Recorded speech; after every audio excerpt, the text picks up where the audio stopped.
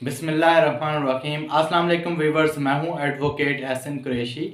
आज हम डिस्कस करेंगे जो हम दावा दायर करते हैं, दावे के अंदर क्या क्या चीज़ें लिखनी चाहिए, कौन कौन से लवाज़मात होते हैं दावे के, और दावा किस कानून के तहत दायर किया जाता है, और दावे के जो लवाज़मात हैं उसका तज़किरा किस कानून में किया गया है।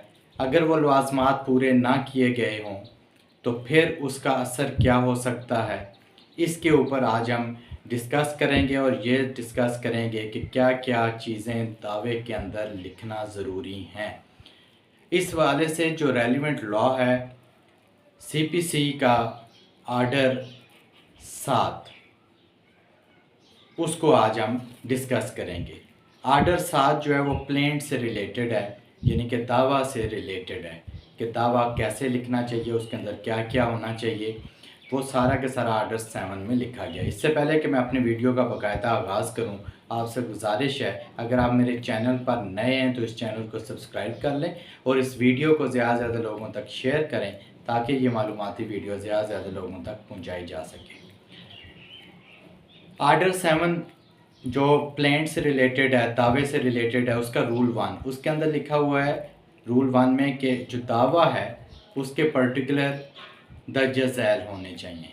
यानी कि सबसे पहले रूल 1 में लिखा गया है कि कोर्ट का नाम होना चाहिए, इन दी कोर्ट ऑफ सीनियर सिविल जज जो हम लिखते हैं। उसके बाद प्लेंटिफ का नाम होना चाहिए, नाम, एड्रेस। उसके बाद डिफेंडेंट्स का नाम, एड्रेस होना चाहिए।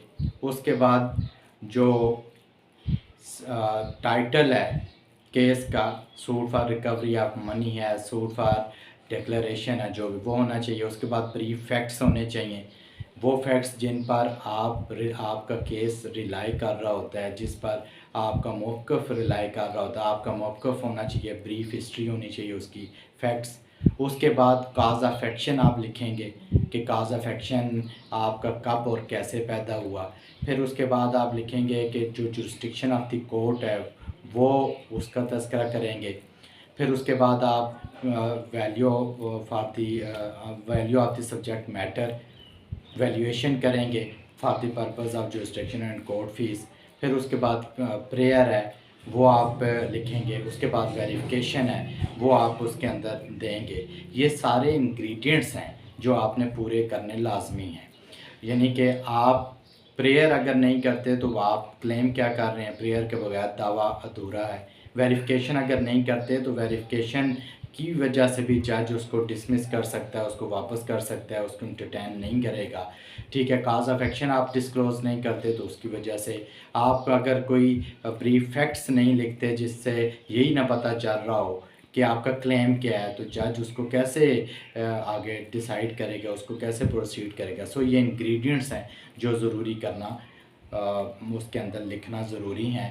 ये आर्डर 7 रूल 1 के अंदर लिखा गया है। रूल 2 जो है उसमें लिखा गया अगर आप suit for recovery of money करते हैं या रेंडिशन ऑफ अकाउंट्स में आप उसका सूट दायर करते हैं तो suit for recovery of money अगर सिंपल करते हैं तो जो मनी है उसकी अमाउंट लिखना ज़रूरी है दावे के अंदर। इसी तरह मीन्स प्रॉफिट या मेसने प्रॉफिट का दावा दायर करते हैं या रेंडिशन ऑफ अकाउंट्स का, तो उसके एग्जैक्ट अमाउंट आपको नहीं भी पता तो अप्रोक्सीमेटली अमाउंट दावे के अंदर लिखना ज़रूरी है।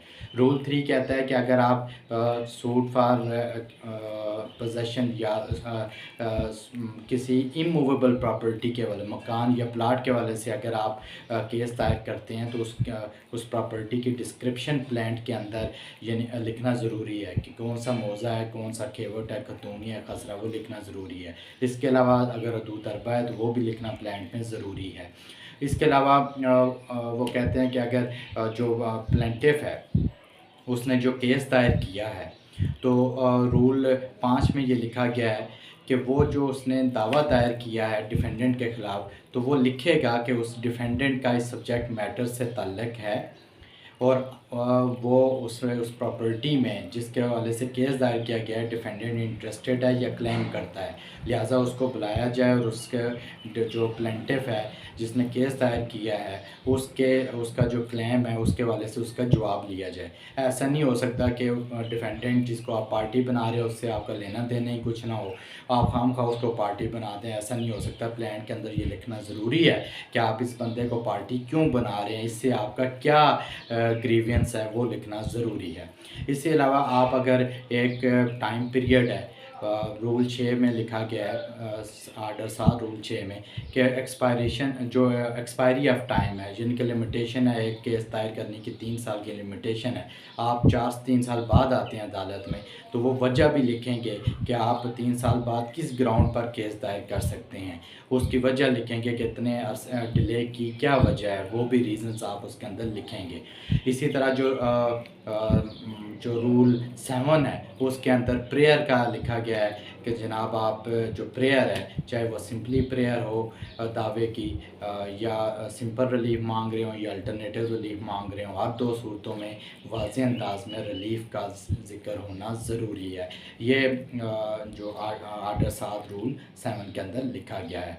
सो आज हमने जो प्लांट के हवाले से आर्डर 7 है उसके पहले 7 रूल्स को हमने डिस्कस किया, और हमने कोशिश की कि वो तमाम चीज़ें कवर करें जो दावे के अंदर लिखी जाना ज़रूरी हैं। Thank you.